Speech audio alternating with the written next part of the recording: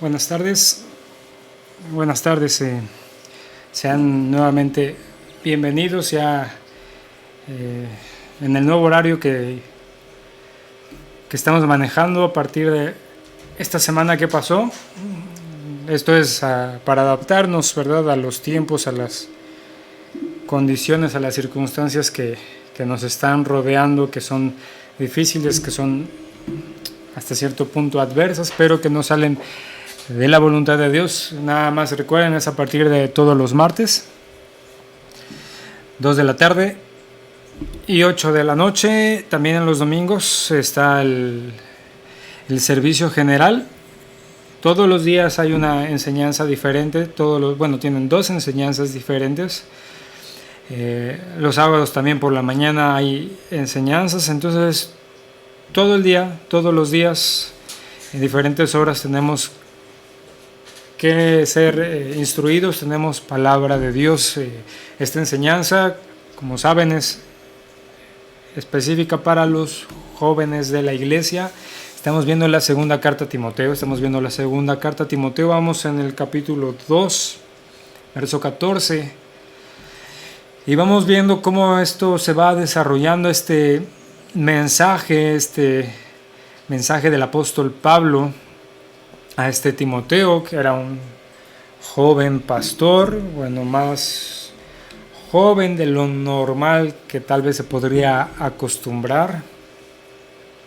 Recuerden que los hombres tienen sus ideas, sus argumentos, sus formas de medir, sus formas de pesar a las personas, pero en Dios es diferente. A Dios no le interesa ni nuestra edad, ni nada de lo que al hombre natural le importa o lo que el hombre natural busca. Y no estamos diciendo que entonces Dios va a llamar a jovencitos o niños, ¿verdad? Sino lo que estamos entendiendo es que Dios ve el corazón. Cuando Dios ve un corazón íntegro, verdadero, dispuesto a servirle, y Él también, obrando en su soberanía, decide llamar a alguien al servicio, al ministerio, o cada uno el llamado que nosotros tengamos, porque también debemos de considerar eso que lo hemos hablado ya. No nada más esto es para pastores, para líderes, sino es en general para toda la iglesia, y aquí también para todos los jóvenes de la iglesia, los que son parte de la iglesia verdadera. Aquí no importa nada de eso. Si Dios ve ese corazón y Dios llama, lo que hay que hacer es buscar la voluntad de Dios, cumplir la voluntad de Dios, pero claro, nos vamos a encontrar con deficiencias, sin importar la edad, sin importar cuánto tiempo hayamos estado aún sirviéndole a Él. Siempre vamos a tener deficiencias, aunque es entendible que alguien que no tenía tanta experiencia, que alguien que tenía situaciones naturales que traía cargando, como muchos de nosotros, tenga estas situaciones y que necesite consejo constantemente, y era lo que hacía el apóstol Pablo. En el verso 14 lo que vamos a ver, y de hecho en algunas Biblias tienen ahí sus subtítulos con respecto a la vergüenza, ¿no? Porque lo que vamos a ver es que en Dios no hay vergüenza, no hay de qué avergonzarse. En nuestra vida cristiana, en nuestro caminar cristiano, aún en nuestro ministerio, en nuestro servicio, en nuestro llamado general que todos tenemos, que es el llamado no nada más a predicar el evangelio, sino a vivir como creyentes, a vivir conforme a la voluntad de Dios y no conforme a la voluntad de los hombres. Puede venir en algunos momentos que podamos sentir o empezar a experimentar vergüenza, y es algo que debemos de quitar, de nuestra mente, de nuestro corazón. Te digo, no importa, aquí hablando de lo joven, que tú seas joven, que tal vez no tengas toda la experiencia que otras personas pudieran tener, y esto en ningún momento está quitando el entender en el lugar que tú estás y lo que un anciano en Dios, una persona con más tiempo caminando con Dios, te pueda enseñar, porque era lo que estaba sucediendo acá.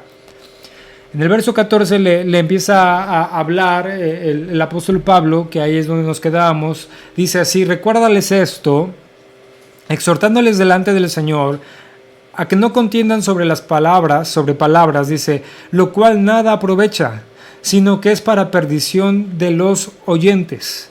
Y el 15 dice, procura con diligencia presentarte a Dios aprobado, como obrero que no tiene de qué, dice ahí, avergonzarse. Dice ahí que usa bien la palabra de verdad. Y vamos a empezar acá esto diciendo, no tienes de qué avergonzarte en Dios. Pero claro, como hemos visto casi en todas las enseñanzas, es algo bien importante de entender, es la parte que Dios pone y la parte de que soy responsable. Para que suceda la voluntad de Dios en nuestras vidas, las dos van a tener que estar en consonancia. Lo que Dios nos da, que claro, eso es el Dios soberano, el Dios de justicia, el Dios de amor, el Dios que siempre está viendo por nosotros, aun cuando ni siquiera nosotros nos damos cuenta. Eso va a estar ahí y Dios va a estar con nosotros, pero siempre tiene que estar en consonancia con la respuesta a lo que damos de eso que Dios nos está dando. Y aquí lo que empieza a hablar con respecto de no avergonzarse, vean cómo lo dice, recuérdales esto, exhórtales delante del Señor a que no contiendan sobre palabras, lo cual dice, para nada aprovecha, sino que es perdición para los oyentes. Dice, procura con diligencia presentarte a Dios aprobado como obrero que no tiene de qué avergonzarse. Dice que usa bien la palabra de verdad. Si vamos viendo acá, le dice, recuérdales, exhórtales, no te dé, ni siquiera eso nos debe de dar vergüenza, porque mira, cuando nosotros estamos cumpliendo la voluntad de Dios, no vamos en nuestro nombre a hacer y a decir las cosas. Claro, tenemos que cerciorarnos que estamos haciendo lo que Dios nos está pidiendo, conforme lo que Dios habla, conforme lo que Dios es, conforme Dios nos ha instruido. Eso es muy importante, pero ya que lo estamos haciendo así, no tenemos de qué avergonzarnos. De hecho, es una evidencia del amor genuino, que no solamente tenemos para con Dios, sino que tenemos para con los demás. Y aquí mucho más, siempre debemos de encontrar ese énfasis de mucho más a la familia de la fe. No tienes en ningún momento, joven, por qué avergonzarte, por ejemplo, de exhortar a alguien delante de Dios cuando tú lo ves en alguna falla, en alguna circunstancia. Claro, conforme todos los principios, ¿no? En misericordia, en amor genuino, considerándote a ti mismo, con el propósito de bendecir la vida de las personas, con el propósito de que se corrija, que se direccione de una forma correcta. Dice ahí, exhortándoles delante del Señor, dice, a que no contiendan sobre palabras, dice, lo cual para nada aprovecha, sino que es perdición para los oyentes. Y ahorita nos va a dar un poquito más de contexto de qué es estas contención de palabras de las que está hablando, pero pudiéramos tomar este versículo para todo aquello que a veces podemos caer en pláticas infructuosas. ¿Sí? A veces, aún como cristianos, nos metemos a veces en pláticas, en temas que muchas veces ni siquiera dominamos, que no son, no que no los podamos tomar, pero cuando ya empieza a entrar en una contienda, que no son fundamentales, aquí el punto es que no son fundamentales para la fe cristiana, en el sentido, no son fundamentales para tu salvación, no son fundamentales para tu caminar diario cristiano, sino que son cosas a veces de interés, o a veces son cosas que Dios nos está hablando que van a venir a futuro, pero que tenemos una cierta información, pero que hay muchas cosas que están ahí veladas en la voluntad de Dios. Y a veces somos tan determinantes en ciertas cosas que podemos caer en esta contención que dice que para nada aprovechas, sino que es perdición para los que lo oyen. Y después dice ahí, procura con diligencia presentarte a Dios aprobado. Esto es bien importante, vean la parte que hemos estado hablando, ¿no? Lo que nos corresponde a nosotros hacer, dice, procura con diligencia. Aquí son dos palabras bien importantes, ¿no?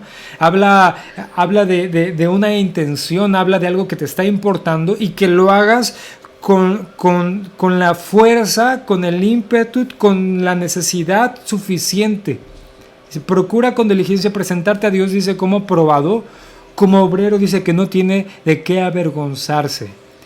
Y tiene una implicación también no avergonzarse, porque después dice, ¿por qué no se avergüenza? ¿Por qué no se habría de avergonzar aquí Timoteo delante de Dios, procurando con diligencia presentarse aprobado a Dios? Dice, dice ahí que usa bien la palabra de verdad. Y aquí en este versículo se introduce esta palabra, ¿no? Dice, que usa bien.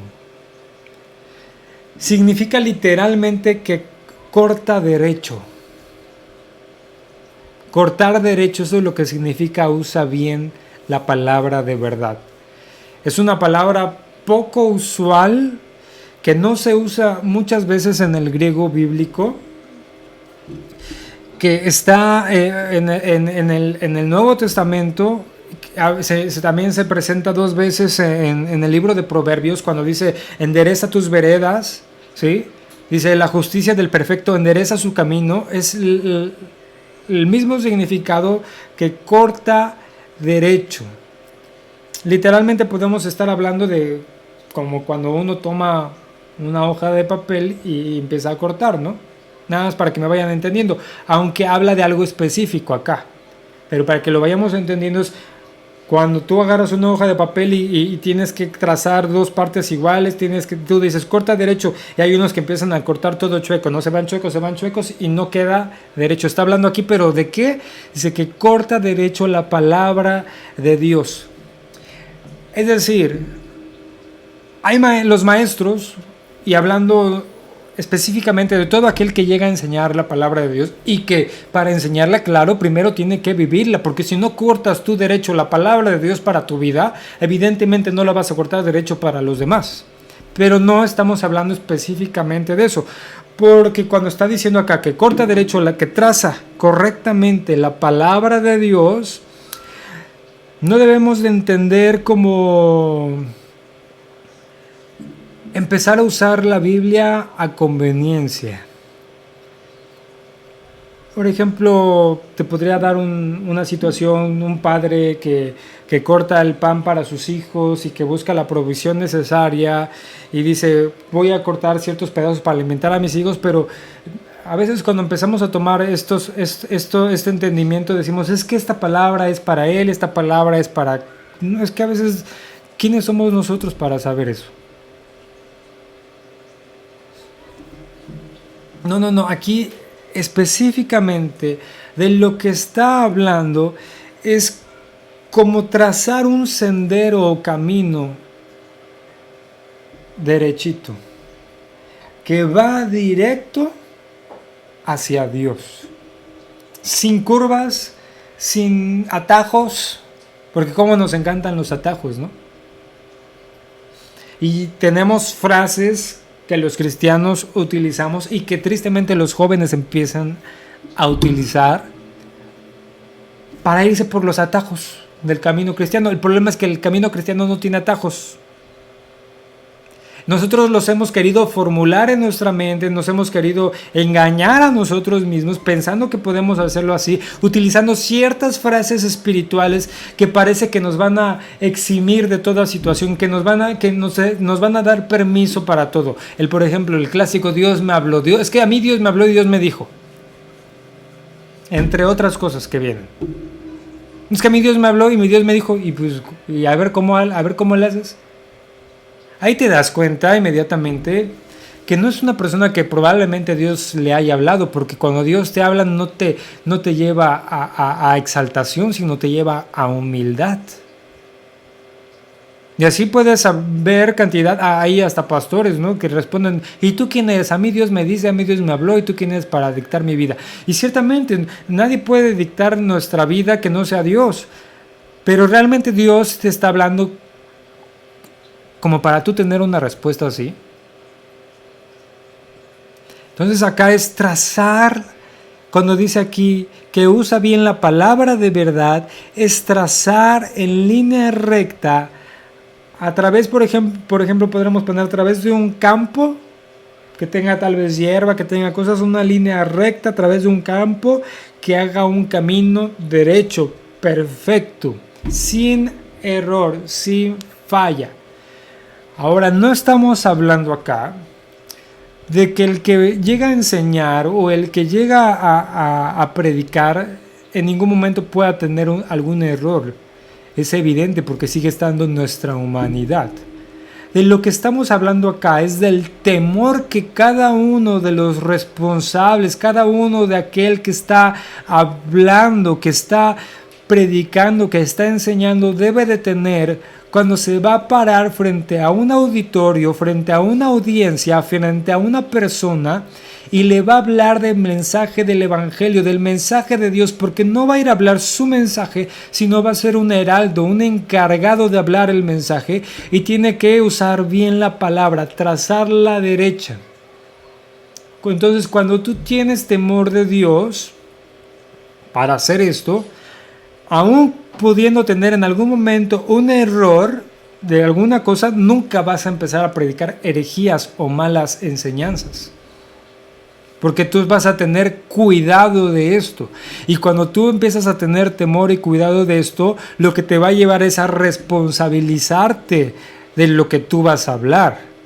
Es decir, ya no te va a bastar con decir, es que yo lo escuché de tal pastor, aunque tal pastor pueda ser un gran predicador, o yo lo escuché de... No, sino que aparte de que yo lo escuché del predicador tal, o del pastor, o de algún hermano, yo fui y lo corroboré en oración y en escudriñar la palabra de Dios. Estoy siendo que cuidadoso, estoy trazando bien la palabra y ahí ya no tengo, dice acá, no tengo de nada de qué avergonzarme.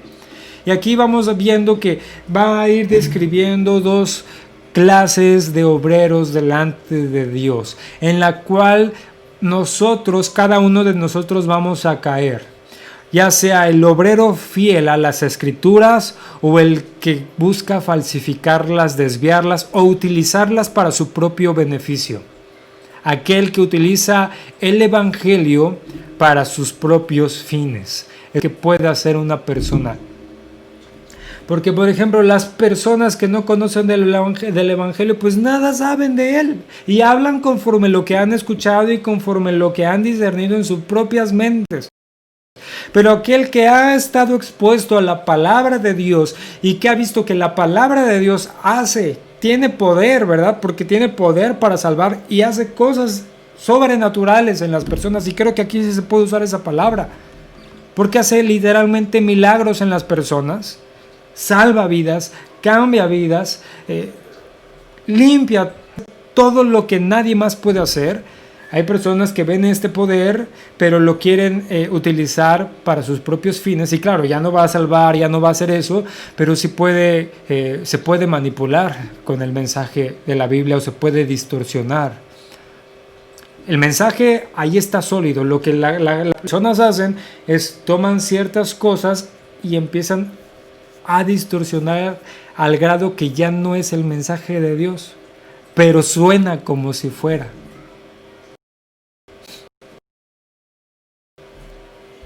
No te avergüences. Procura con diligencia presentarte a Dios aprobado, usando bien la palabra de verdad. Sé un obrero fiel a la escritura. No debes de falsificarlas, no debes de torcerlas ni acomodarlas a tu beneficio. ¿Por qué? Porque si no, lo que vas a estar haciendo es confundir a las personas, trastornar los caminos de las personas, desviar. Hay gente por estos falsos maestros o estas falsas enseñanzas, salen corriendo atrás de ellas y se pierden. Se pierden. Aún a veces de enseñanzas que pudieran ser para un grupo de personas de bendición, pero las empiezan... Se pierde. Ve lo que dice acá. Vuelve a repetir un poco lo que estábamos viendo en el verso 14. Dice, mas evita profanas y vanas palabrerías, porque conducirán más y más a la impiedad. Aquí está viendo esto. Hay algunos que han errado el blanco.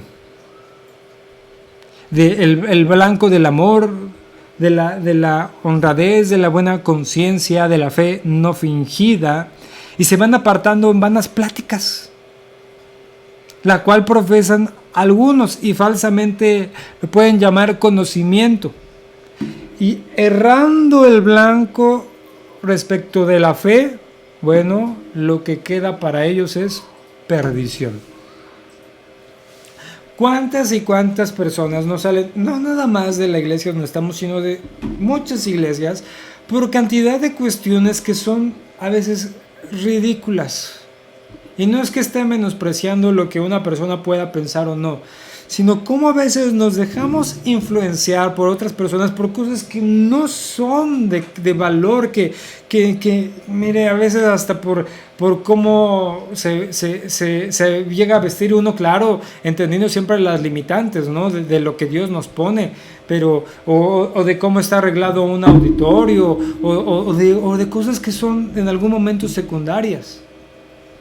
Aún pueden entrar estas vanas pláticas y palabrerías, aunque hay unas más tristes o más difíciles, más complicadas, como lo que son las falsas doctrinas, de lo que está a punto de hablar el apóstol Pablo en este texto que estamos tomando. Porque él empieza a enfocar esto a una falsa doctrina que estaba corriendo en ese momento. ¿Y cuántas no hoy existen? Y que, mire, ¿sabes qué? Algo que te tienes que dar cuenta muy bien, jóvenes.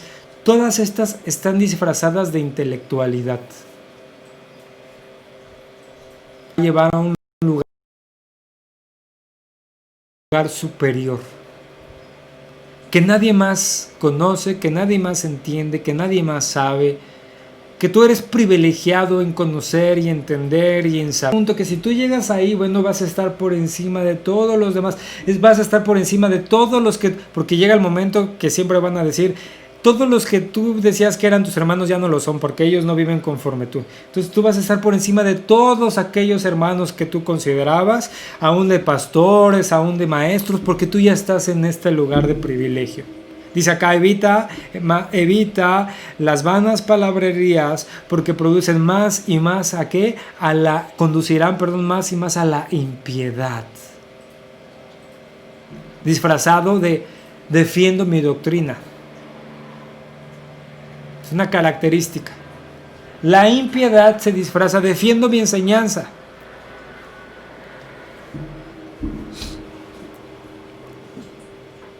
Es como si pudiéramos decir esto, la palabra de Dios es un blanco.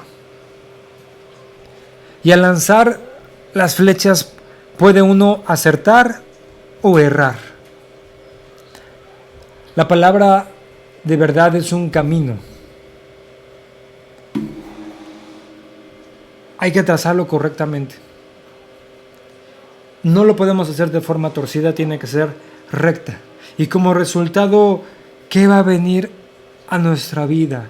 Bueno, la enseñanza, el mensaje de Dios.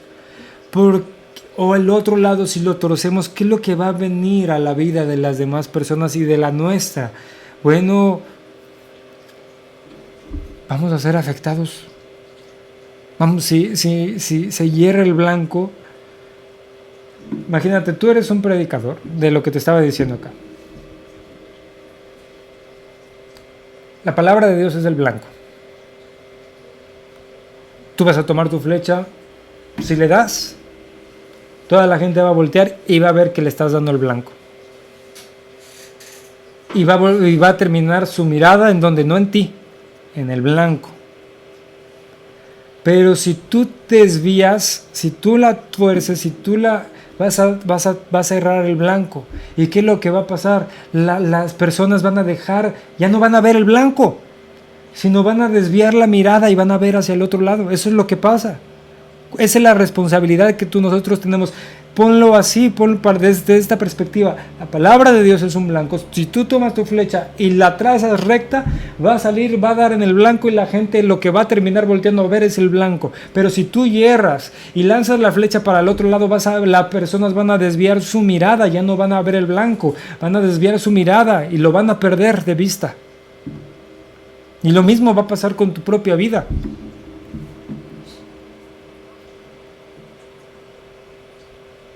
¿Y qué es lo que trae todo esto? Pues grave peligro. Aquí con respecto a Timoteo, era un grave peligro errar el blanco. Porque habían personas que estaban siendo enseñadas en terribles errores. Y siempre los estandartes de Dios se tienen que levantar. Pero ¿qué pasa cuando uno de ellos, cuando un mensajero de Dios se desvía también? Que eso es lo que muchas veces pasa. Cada vez son menos, claro, ¿no? Siempre van a estar los que Dios guarda, los que Dios tiene para Él, los que van a ir a predicar. Pero todos aquellos que se desvían van a acarrear consigo personas y con ello una terrible condenación para sus vidas. Ve lo que dice de estas profanas y vanas palabrerías. Dice que conducen más y más a la impiedad. Y dice y que su palabra, dice, carcomerá como gangrena. De los cuales, y aquí utiliza nombres específicos, ¿verdad? Dice, y su palabra carcomerá como gangrena. Dice, de los cuales son Himeneo, dice, y Fileto. ¿Por qué utiliza las palabras? Los nombres específicos. Por lo que dice, primeramente, dice, carcomerá como gangrena, es decir, causan un daño tan grande los falsos, los maestros dobles, tanto al impío, ¿sí? Porque en primer lugar, con estas enseñanzas erróneas, bueno, a veces hacen un hazmerreír el evangelio. Por ejemplo, lo que conocemos hoy como el evangelio de la prosperidad. Ve lo que causan los impíos, porque ni ellos mismos lo creen. Dicen, ¿qué es esto? ¿No? ¿Qué están haciendo? ¿No? Cuando llegan a actitudes que parecen que están adorando el dinero, que el dinero les habla y cosas de esas. Imagínate lo que cree el impío de los cristianos. ¿Cuántas personas no se acercan a la iglesia por ese tipo de cosas, por esas falsas enseñanzas? Pero también puede afectar a las personas que están dentro de la iglesia. Dice que es algo gangrenoso, que es algo, podríamos entenderlo como si fuera un cáncer, que se va. ¿Qué es lo que sucede con el cáncer? ¿No? Se va extendiendo y donde se va extendiendo va pudriendo todo. Dice que carcome como gangrena. Su palabra carcome como gangrena.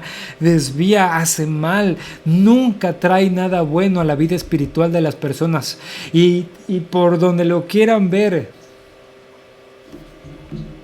no hay justificación alguna. Entonces hay dos clases de maestros. Un contraste entre uno y otro. Timoteo debía de ser un obrero bueno, aprobado, no avergonzado, contrario a estos hombres que se mencionan, Himeneo y Fileto, que son el ejemplo de malos obreros que han perdido la aprobación de Dios, que están sobrados de motivos por los cuales estar avergonzados. Y tarde que temprano tú te vas a ir acercando a uno de ellos. ¿Por qué? Porque dices, bueno, yo no voy a ser pastor, sí, pero es muy probable que, yo espero, ¿no?, que seas un día un padre de familia. Y vas a ser, aunque quieras o no, el pastor de tu familia.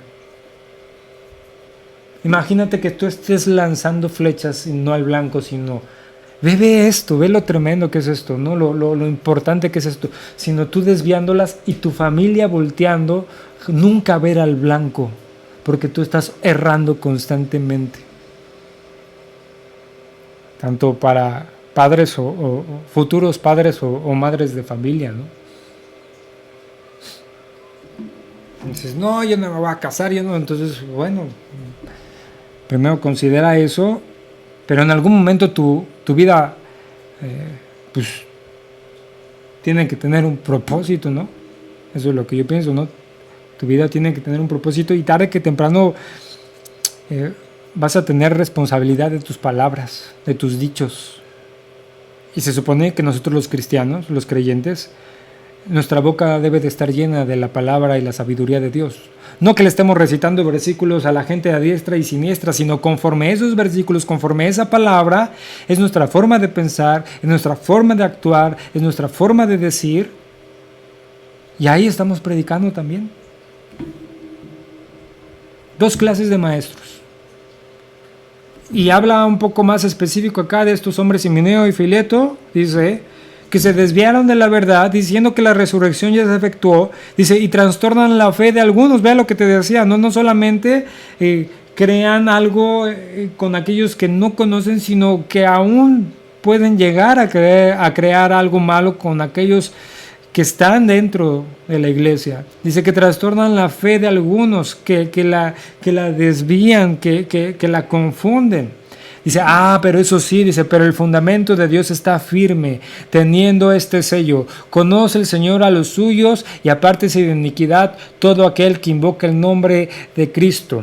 Aunque la fe de los hombres puede ser trastornada, dice acá, el fundamento de Dios permanece firme. Dice, esta es la verdadera iglesia que Dios está construyendo.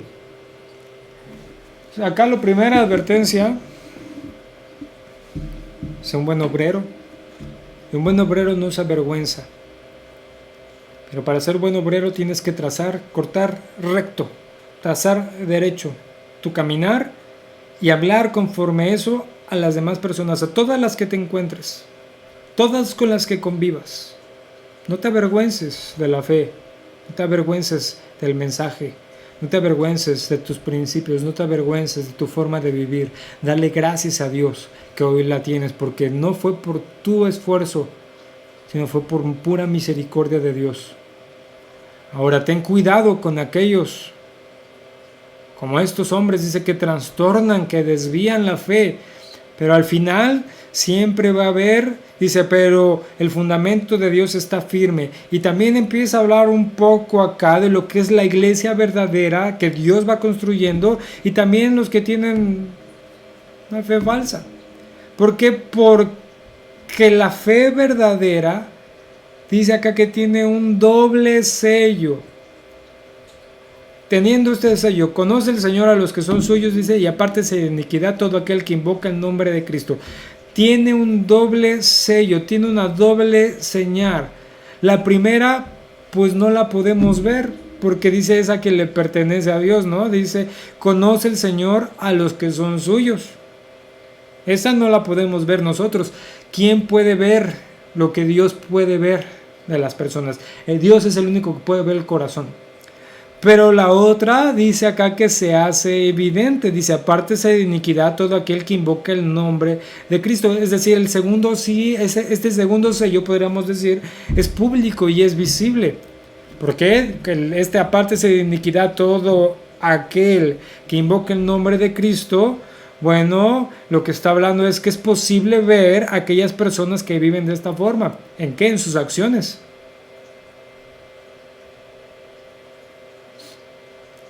El Señor conoce a los suyos, a los que son suyos, y reconoce a su pueblo. Y puede diferenciar perfectamente entre el verdadero y el falso, porque Él ve el corazón.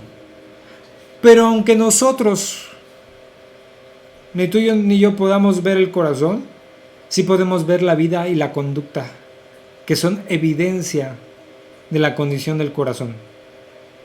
Es visible ante todos.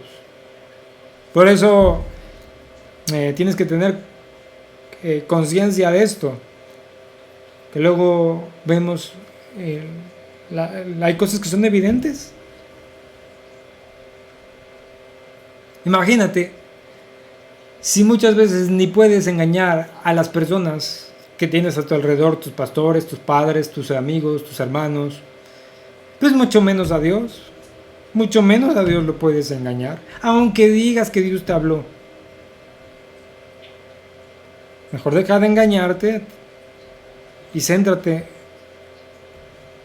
en lo que Dios quiere para tu vida. El fundamento de Dios, dice, ese no se trastorna, ese está firme. La iglesia verdadera, pero hay que siempre cuidarnos, porque aquí no está hablándole a Timoteo como cuidándose de Himeneo y Fileto, sino cuidándose de lo que él está haciendo, viendo lo que los otros están haciendo, viendo hombres como estos que trastornan. Dicen acá, dice que habían desviado, diciendo que la resurrección ya se había efectuado, dice, y trastornan la fe de algunos. Sí, ¿por qué? Porque ciertamente en una parte pues podría ser verdad, ¿no? Porque con Cristo juntamente hemos resucitado, ¿no? Nos enseña la Escritura que hemos pasado de muerte a vida, pero está hablando acá espiritualmente, pero la resurrección física, la resurrección de la carne todavía no se ha efectuado, es la esperanza, ¿verdad? Que tenemos nosotros como creyentes. Es decir, acá era una doctrina fundamental, una doctrina importante, la que estaban corrompiendo y torciendo en este momento estos hombres. Pero dice, pero el fundamento de Dios está firme. Y eso es algo que vamos a ver también. Como muchas veces los que no son verdaderos, pues se pierden por todas estas palabrerías. Entonces nosotros como cristianos tenemos que cuidarnos de ello, tenemos que ver lo que otros están haciendo para no replicarlo y nosotros presentarnos como obreros aprobados delante de Dios, como cortando bien, trazando bien la palabra de Dios. Pero esto no va a suceder mágicamente, no va a suceder mágicamente, por decir esa palabra, ¿no? Es decir, a Dios no lo conocemos por ósmosis o por ninguna de ese tipo de situaciones. A Dios tenemos que acercarnos en devoción verdadera, en oración, que es muy importante, y en perseverar en su palabra. Entonces, mi amado joven, mi hermano joven, no te avergüences, pero traza bien.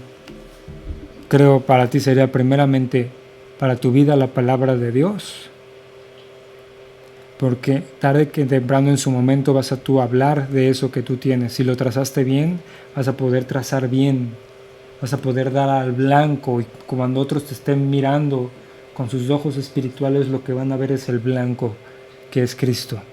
Pero si tú desvías, ellos van a desviar su mirada y no van a ver a aquel que puede salvarlos. Pero es bien importante que primero lo hayas visto tú. No hay vergüenza con Dios, no hay vergüenza en Dios. Ya te damos gracias, nos ponemos en tus manos. Háblanos, Señor. Sé tú con nosotros, mi Dios. Lo pedimos en el nombre de nuestro Señor Jesús. Amén. Bueno, pues que Dios los bendiga y nos seguimos viendo. Recuerden, están en las enseñanzas todos los días. Dios los guarde.